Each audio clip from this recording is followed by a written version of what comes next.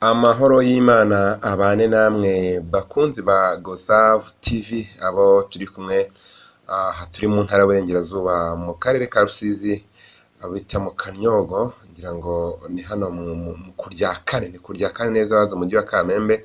Hari benshi rero turi kumwe bari hirya no hino mu ntara enye z'igihugu, kimwe no mu mujyi wa Kigali ndetse no mu ntara ya gatandatu muri diaspora, bari muri Amerika, i Burayi, Aziya, Oceania n'ahandi hatandukanye, ngira ngo muri Antarctique biragoye ko hari abaye kutwumvira, ariko mwese mugire ibihe byiza bitewe n'isaha mugezemo. Ni Good Samaritan Fellowship, cyangwa se mu magambo ahinnye Gosaf ni YouTube channel, tuganiriraho ibiganiro, amakuru, tukanyuzaho ibihangano n'ibindi byose bifite aho bihure n'iyobokamana ridafite idini cyangwa itorero ribogamiyeho. Kuri iyi nshuro rero turaza kureba kuri wa mwana twaganiyeho ubushize, twaganije bita Chantal, umwana w'imyaka 14, ariko nanone n'umubyeyi w'umwana umwe, umwana ufite ukwezi kutaruzura neza ubu tuvugana, yari yibarutse, yabyaye ari mu buzima bubi, ubuzima bw'uwo mwana w'imyaka 14 nyine waturutse mu kandi karere, udafite umuntu umwe baziranye, uba muri iyi nzu muri kubona ushobora kuvuga ngo iragwa n'ubwo itagwa, ariko urabona ko nyine ntabwo ari ahantu heza cyane. Twaje gukora inkuru, bamwe mu bayibonye muti mu bushobozi buhari buke hamwe n'iyi minsi y'impagara iterwa na covid, abantu bashobora kumufasha. Ngira ngo uyu munsi umumama umwe ndetse n'umupapa umwe, ni abantu babiri baje kumufasha, baje kumuha ibyo kurya, ngira ngo n'ibyo kunywa nyine by'umubyeyi akenera, cyane cyane ko ni n'umwana, bombi n'abana, ariko umwe n'umubyeyi wundi. Twaje natwe twamenye turaza n'ubundi turebe impamvu baje, ese ni babiri bahagariye bande, ubundi se uyu mwana we yabyakiriye ate, tunareba noneho ubuzima bwe nyirizina, ko mu nkuru yakibanza twaganiye nawe turi aho twari duhuriye nyine birumvikana, ariko nibwo twabashije kugera aho aba. Kuri iyi nshuro noneho turi nyine bita mu Kanyogo, muri kuyibona inzu ko imeze, ngira ngo ni inzu, ni icyumba kimwe abamo, iki cyumba nyine hagazeho nicyo abamo. Hanyuma nibyo bamuzaniye tutari butindeho cyane, ahubwo babikoze kubera iki? Ese bategereje iki? Ni umuryango ufasha imbabare, ni bande, umwana yabyakiriye ate?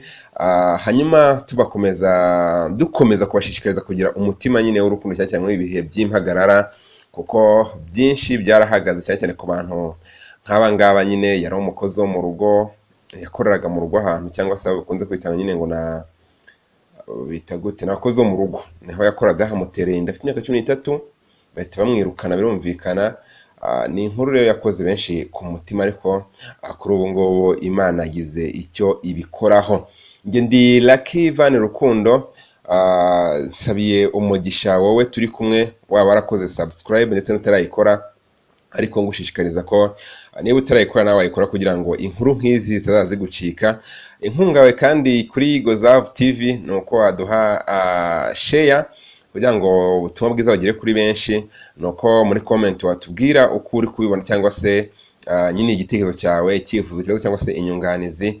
Waba bikunze gukora like cyangwa se dislike bitewe na none n'icyo utakunzemo, hanyuma umurimo w'Imana cyangwa se ubutumwa bukagera henshi, hose, cyangwa se kuri benshi mu buryo butandukanye, cyane cyane muri ibi bihe by'umwihariko mu Rwanda insengero zamaze gufungwa. Birumvikana ko hari ubundi buryo abantu bakeneyemo ijambo ry'Imana no kuriganira, ariko bakoresheje uburyo budatuma covid ikwirakwijwe no kugenda cyangwa se no guhura kw'abantu. Ndaje turambure inkuru, komeza kubana natwe. Chantal cyangwa se Ange ni umwana w'imyaka 14, murajya munyihangana muri iyi nkuru agiye mwita umwana, kuko itegeko nshinga ry'u Rwanda riva ko umuntu wese uri munsi y'imyaka 18 yitwa umwana. Ubwo niyo mpamvu kumwita umwana, ariko nanone akaba umubyeyi kuko yarabyaye. Bakunze kumwita Ange rero, afite imyaka 14 ubu tuvugana. Yabyaye ku itariki 29 z'ukwezi kwa 12. Urumva ko ubu tuvuga ntabwo ukwezi kuruzura. Yari yavuye mu karere ka Nyamasheke, mu murenge wa Rangiro, mu hafi mu isantere ya Rangiro. Na ahantu kure ugira byonyine mu Ityazo, kubaza Nyamasheke ni ahantu moto ishobora gutwara 3000 cyangwa 2005. ava aho ngaho agera mu isantere cyazo atega indi modoka ubu ngubu ni icyatanu kuva i Nyamasheke kugera hano i Kamembe. Urumva ni ahantu kure, ahantu ari mu rugendo rw'ibihumbi 4 ntabwo ari hafi. Yaje afite imyaka 11 niho yaje mu mujyi wa Kamembe, asiga iwabo yaravuye mu ishuri yiga mu wa kabiri w'amashuri abanza. Tuganira mu nkuru yacu ibanza bayirebye n'abandi muze kuyireba, yatubwiye ko yavuye mu ishuri ko yabonaga ubuzima butameze neza, ubuzima bwe butari bumeze neza. Ushobora kwibaza uti ni ubuhe? Uyu mwana kimwe n'abo bavukana bagize ibyago byo kubura papa wabo hakiri kare, bakiri bato cyane, kuko uyu nguyu bavuga ko atanamuzi. Hanyuma mama wabo nawe aza kubata, ajya kwishakira undi mugabo, bituma abana barirwa kwa nyirakuru nawe utishoboye, kuko umwana aheruka ari mu cyiciro cya mbere. Ubwo murumva ko ni bya giciro byashize. Umuntu mu cyiciro cya mbere wafashwaga byose, murumva ukuntu ubuzima butaga bumeze neza. Uwo mukecuru rero ukuze ufite abana b'indahekana, ababyeyi bataye, umwe yitabye Imana, undi ajya kwishakira undi mugabo mubyara bize muzi ukuntu bimeze. Bwari ubuzima bubi kugeza ubwo aje gukurikira amakuru yumva ko ngo hari ahantu hitwa i Kamembe umuntu ashobora kujya agakura akazi. Yaje kuza rero abona akazi kamuhemba 5,000, hamaze amezi 2 arahava, ajya ahandi amuhemba 6, hamaze amezi 4 baramuhemba, asubira gusura iwabo. Agarutse bahita bamutera inda. Mu kiganiro twagiranye rero tutaga gucisha amajwi hano kubera gahunda zacu cyangwa se impamvu z'umwuga, we yatubwiye ko yaje guterwa inda n'umuntu w'umupapa nyine atwaraga amakamyo ngo yambukiranye imipaka. Babonanye inshuro zirenga 1, ngo aramubwiye ko amukunda rwose. Hanyuma abanza kubihisha aho yakoraga, bigezeho arahava. Mu kuhava yahisemo kudasubira iwabo kuko yarazi ubuzima bw'iwabo yahunze. Nanone yumva atagiye afite inda, nanone akabona ntiyabibwira nyirabuja ko byayaba bibi cyane. Yahise bibwira Mutenda ko yari amuzi. Wamutenda aravuga ati rero uwo mwana utwite, uwo mwana untwitiye ni uwanjye, ndamukunda, tuzamwita amazina yanjye nka papa w'umwana, noneho ntukuremo iyo nda rwose, tutazanaserera. Amusezeranya ko azamufasha, itamuha n'ibihumbi 50, ndetse amaze kubimuha anamubwira ko uwo mwana nanigeze no gukuramo n'iyo nda noneho yanamufungisha cyangwa akamwica. Ndetse amuvuga ko umwana inda ye atagomba gukurwamo. Umwana rero wundi ndavuga uwo baratwite, uwo mwana rero afite agaciro atari we Chantal cyangwa Ange muri kona mu mashusho, yahise yumva ko abonye umugabo cyangwa se abonye umusheri. Urumva umwana agaki mu wa kabiri imyaka 13 noneho mu cyaro, imitekerereze biri hasi n'imyumvire. Yahise yumva ko abonye umugabo, bityo atagomba no kubivuga. Ntiyagomba kubivuga kugira ngo umugabo batamufunga. Tuganira mu kiganiro twajyanye kuri Gosaf TV, muri bako atubwiye ati nge ntabwo nifuzaga gufungisha papa w'umwana nzabyara kugira ngo umwana atazakura atazi se, nkuko byanyendekeye ko nanjye nakuze ntazi papa, birambabaza. Ubwo rero umwana njye ko atazi se kandi noneho yafungishijwe na nyina, byaragenda gakomeye cyane. Nizo mindset cyangwa se niyo myumvire umwana ari afite. Kugiye rero uko inda yagendaga ikura yegera hejuru, abantu batajya kubimenya, niko uwamutenda aje kubona ko bishobora kuba bibi, bakaba bamufunga. Ahita kuba telefone, ntibongeye kubonana kuva ubwo. Baje kugeraho ngo bavugana bwa nyuma bahujwe n'undi muntu, bari inshuti nyine. Urumva umwana arazi inshuti wamuteye inda, aravuga ati nagiye Bukavu ntabwo twabonana, ndetse na covid yajemo, ubwo hari muri covid igitangira mu kwezi kwa 3 kwa 4 gutyo. Ati rwose ntiwirirwe wirushye umuhamagara, ahubwo kamuguha 6 by'amayinite.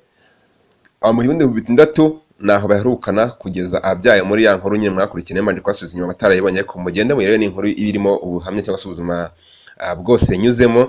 Nyuma yo gushyira inkuru hanze rero hashize nk'iminsi 4, hari abantu bishyize hamwe bahitamo kuza gufasha uyu mwana cyangwa se kuza kumushyigikira, kumwereka ko nubwo ari wenyine, nubwo umuryango we utishoboye, nubwo ari rusizana atari batanamenyereye.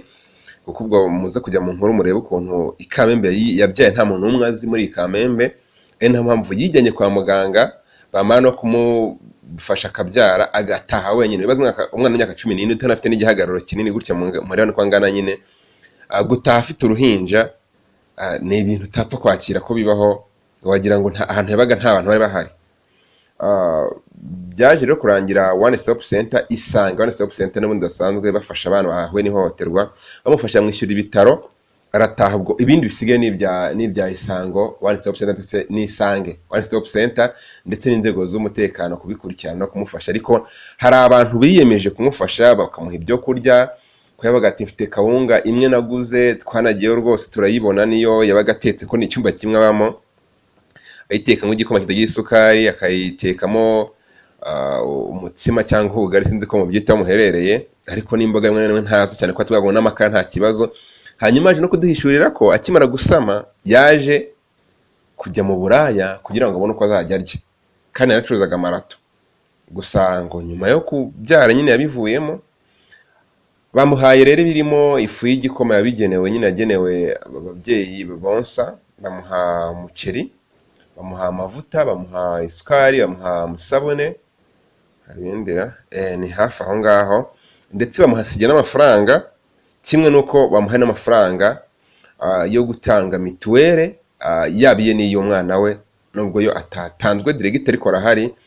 Itimira yafite kugira ngo banze bakurikirane niba azajya iwabo cyangwa se azabitangira i Kamembe, nuko gahunda imeze. Munyemere rero mvugishe aba babyeyi babiri, no mubyeyi umwe ni Laurence cyangwa se Mama Fabo nkuko numvise amwita, ari kumwe na Jacques nawe ni umugabo ukoze ubukwe vuba, ntabwo arabyara, ariko no umuntu w'umugabo na cyangwa se no umubyeyi nawe. Batubwire uko igitekerezo cyari ndetse n'icyo byitezemo. Ni Gozav TV, turi mu mujyi wa Kamembe, baze uyu mujyi umanuka kurya kano kajya muri quartier bita mu Kanyogo, ni imbere y'ikibuga cy'indege, ni hakuno yacyo neza neza ubwo uhagaze kurya kane. Hanyuma turi kumwe n'umwe mu bantu bageneye ubufasha igikorwa cy'urukundo. Uyu mwana yitwa Chantal, imyaka 14, ndamwita umwana ko imyaka irabimwemerera, ariko nanone ndamwita umubyeyi kuko afite umwana. Umwe muri bo aratangira twibwenda avuga baje kumufasha. Ni Jacques Habimana. Twageze aha ngaha kubera igikorwa cy'urukundo twaje gukora aha ngaha. Mwahazanwe n'iki Jacques? Ubundi wowe uruwahe? Ubundi mvuka mu murenge wa Mururu, mu kagari ka Tara, aho ngaho ni mu karere ka Rusizi. Kugera aha ngaha rero ni inkuru y'uyu mwana twumvise, twumva irababaje, tuza tuje kureba ari muntu ki, uwo muntu ari muntu ki. Tuhageze dusanga ko inkuru ko twayumvise ko ari umwana w'imyaka 14 wabyaye umwana, tuhageze dusanga kuko ni ukuri. N'uwo mwana turamubona, turaganira, ariko dusanga bimwe mu bintu, hari ibintu akeneye. Muzi ko mu buzima bwacu busanzwe hano ku isi ikintu cya mbere n'inda, turarya kugira ngo tubeho. Rero ibintu by'ibanze bya mbere twabonye twabanza kumufasha, twabonye tugomba kumuzanira ibijyanye n'ibyo kurya nk'uko mwabibonye. Ni ibyo kurya ntabwo tubigarukaho cyane kuko singomba kupresenta cyane, ko ni ibyo kurya bijyanye n'ibyo umubyeyi wari wese yakenera. Ariko noneho ndakubona aha ngaha ni Jacques, hari n'undi mama muri kumwe. Ni mwebwe mwabikoze cyangwa hari abandi muhagarariye? Twaje duhagarariye itsinda rigari ryitwa Gosav Family. Mu bushobozi bwacu twari dufite, ntabwo ari ibintu bihagije cyane cyangwa se bihambaye, ahubwo mu bushobozi bwacu twari dufite, twararebye tubona hari ikintu dushobora gukora tugakorera uyu mwana, natwe Imana ikazajya ibitwibukiraho. Birumvikana ko hari umuntu umwe wazanye igitekerezo cyo gufasha umwana, sinzi niba ari wowe cyangwa atari, ariko niba ari wowe byagukozeho, niba atari wowe babivuga wabyakira bite ngo dufashe uyu mwana? Twebwe tubyumva ntabwo byadutunguye, kubera kuko tuzi neza ko imirimo dukorera hano mu isi hari aho yandikwa kandi tukazayihemberwa. Uyu munsi wa none birashoboka ko naba mfite ubushobozi bwo kuba nafasha umuntu, ariko nanjye mu bihe bizaza nkazaba nta bushobozi mfite, nanjye nkeneye uwamfasha. Bibaho rero, isi nuko nguko yubatse. Rero tukimara kumubona twabonye akeneye ubufasha, dutangira igitekerezo kiraza kizanywe n'undi muntu utari ngewe, ariko ndacyumva, mbyemera cyane ndetse nanabyumva cyane kuko numvise kuko umuntu akeneye ubufasha. Ntabwo nari kwirirwa mbaza ngo ibi bintu bigende gutya na gutya, ahubwo numvise ari ngombwa ko tugomba kubikora kandi binagenda neza, Imana ibidufashamo. Nuko se ari we muntu urugero wowe uzubabaje kurusha abandi bose, cyangwa nuko ari igikorwa cyahuriweho n'abenshi kandi burya biba byiza abantu bashyize hamwe? Si we muntu ubabaje kurusha abandi, ahubwo niwe muntu duhereyeho. niwe muntu duhereyeho, tuzakomeza tujye dufasha n'abandi tubonye uburyo. Rero uyu nguyu niwe muntu duhereyeho, twumvishe inkuru yiwe twumva ibabaje, niyo mpamvu rero duhise kuduheraho, ariko ibikorwa byacu birakomeje, ntabwo birangiriye aha ngaha.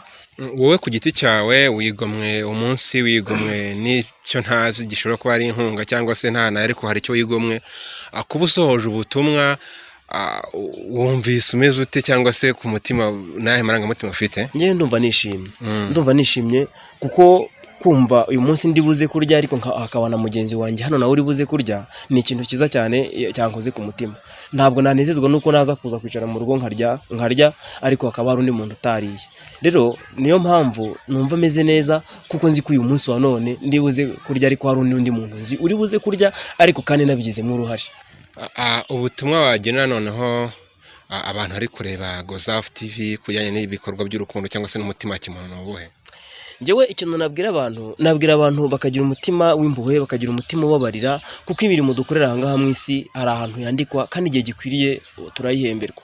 Rero ushobora kuba uwo wagiriye neza atakwituye iyo neza, ariko Imana ikurikirana ijambo, iragukurikirana byanze bikunze, iyo neza byanze bikunze uyisanga imbere. Siko no muri Bibiliya handitse ngo gira neza wigendere, ineza uzayisanga imbere. Uyu munsi wa none ugirira umuntu neza, we yashaka ejo akanakwitura inabi, ntacyo bitwaye, ariko ya neza wagize izaguherekeza kugeza kera. Tumaze kuvugana na Jacques, ni umwe mu bantu babiri baje bahagarariye Gozafu Family, baje gusura uyu mubyeyi ukiri mutoya Chantal. Namwe mwakwibwira? Nanjye nitwa Nyirarukundo Laurence. Mu rugo ni hano Kamembe? Ni hano Kamembe. Mwaje muri ibi bihe by'impagarara turimo byatewe na COVID-19, abantu ubwabo bafite ibibazo bitandukanye, ariko noneho hari uwo mwaje gufasha cyangwa kwifatanya nawe muri ibi bihe, yibarutse akiri mutoya, nta byo afite hafi aha ngaha, no kuva ibisubizo bisa nk'ibigoye, ariko abantu akibaza ati niwe muntu wenda mumenye ubabaje kurusha abandi cyangwa byanze gute? Igitekerezo cyavuye hehe? N'ubundi urebye ntabwo twavuga ngo niwe ubabaje kurusha abandi, kuko hari n'abababara ariko ntibashobore kumenyekana, ariko urebye ibyabaye kuri uyu mwana w'umukobwa nabyo ni umwihariko, kubera ko umwana w'umukobwa ufite imyaka 14 si wo kuba umubyeyi, kuko nawe ubwe ni umwana, ni uwo kurerwa. Ni ukuri biteye agahinda ku buryo uwabibona wese biteye impagarara, ukibaza abana b'abakobwa bagiye bamera gutya bagahura n'ibibazo nk'ibi ngibi, ntaho twaba turi kurerera, nta Rwanda twaba turimo. Niyo mpamvu uyu mwana w'umukobwa, ibyo tuvuga ngo ntabwo ari ubabaje kurusha abandi, igituma umuntu yavuga ngo si ubabaje kurusha abandi ni uko we ari muzima, ariko biteye n'agahinda pe, birababaje. Ntaho umwana w'imyaka 14 yabaye umubyeyi. Wowe by'umwihariko nk'umubyeyi mufite aho muhura n'ubure cyane kurusha abapapa, hari ibyo mwamuhaye byo kurya by'umwana akenera cyangwa se iby'umubyeyi ufite umwana akenera, ariko munyemere tugane ku bijyanye n'ubuzima n'inama no kumuba hafi.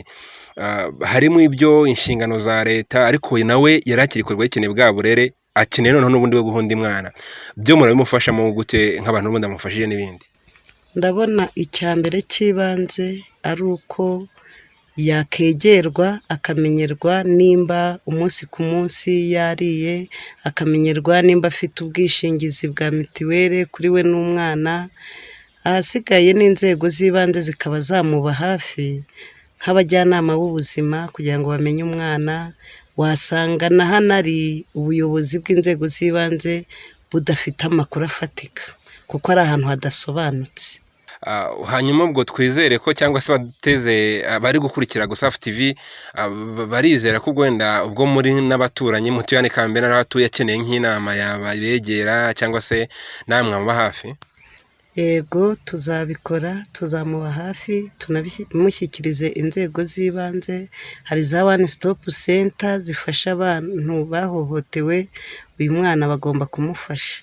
Kereka impungenge zirimo uwo mugabo wamuhohoteye, uyu mwana w'umukobwa aramutse amuhishiriye ntamuvuke, kuko mu byo twaganiriye yambwiye ko ngo yamuhereje 50,000.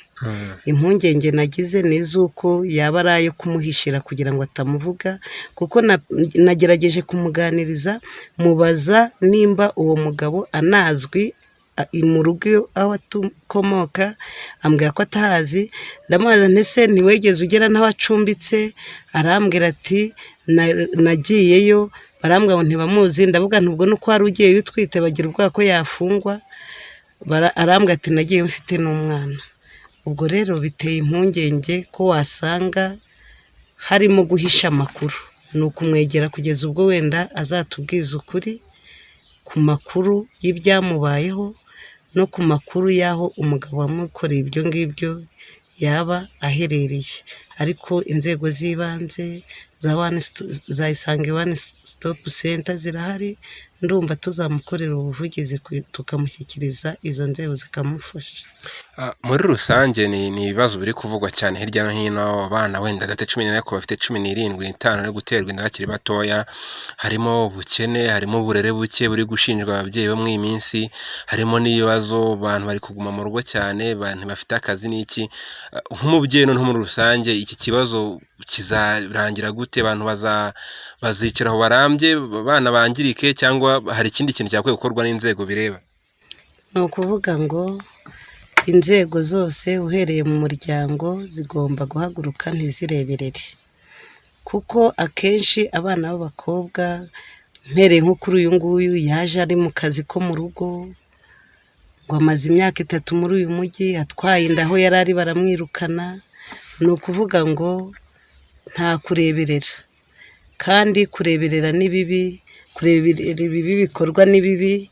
Ni ukuvuga ngo ababyeyi bose bakwiye, yaba umugabo, yaba umugore, yaba umukobwa akareba ko uyu mwana ari nka murumuna we cyangwa mukuru we, yaba umusore yagombye kureba ko uyu mwana w'umukobwa ari mushiki we, akishyira mu kigero akavuga ati nimba ndi umupapa, ibyo ngiye gukorera uyu nguyu babikoreye umwana nabyaye, babikoreye mushiki wanjye, byanshimisha.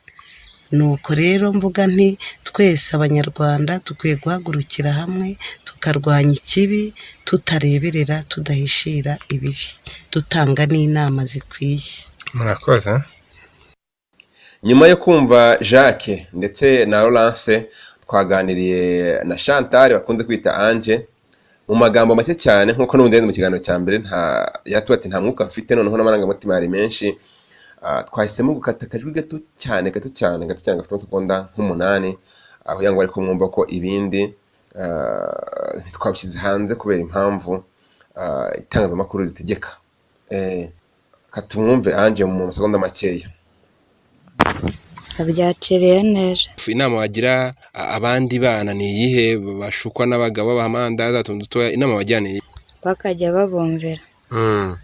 Bajye babwira gute? Bajya bababwira ko bikakunda. Ange ati nabashimye, ndetse abandi bana bashukwa bajye bahakanira abashukwa ko bitakunda.